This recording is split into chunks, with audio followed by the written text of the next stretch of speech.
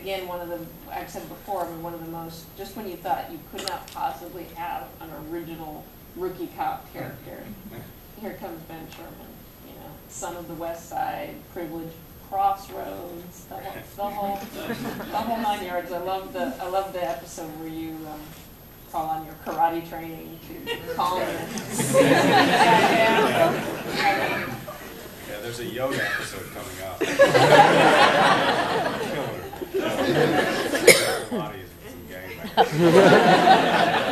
And you, I mean, one of the things that stands out in my mind is the way, you know, a couple of instances, including this one, where you see that. I mean, we see Ben watching people die in the course of his job, and it's just the way you play that. So well. Is that a particularly hard thing for you to deal with, like in episodes where the guy who's shooting at the bank after the bank robbery shoots himself in the face? That guy, I think there was one other, at least one other. Is it hard for me to? I mean, are those particularly hard for you to summon that kind of feeling as an actor, or? Weirdly, no. I mean, we'll talk about my childhood. Just kidding, totally. It's shot so realistically. I mean, that day in particular, when we're chasing this guy, the last member of this gang that pulled off this bank heist, and I'm chasing around the corner, and he's collapsed on the street, and he takes a gun under his chin and he blows his head off. It's done so realistically. I mean, first of all, it was 100 degrees. We've been shooting all day.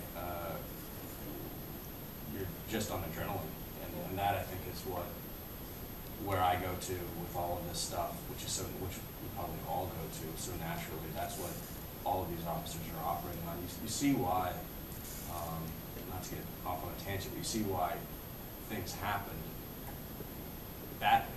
You know, why officers make mistakes, because you're making a split-second decision. You're actually making a series of split-second decisions where your adrenaline is about 1,000, and it's really hard. And I think the pathos of it just comes naturally.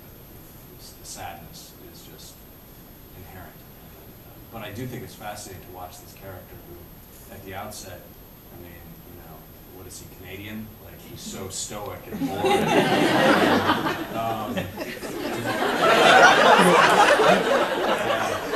told that joke inversely, but punchline last, buddy.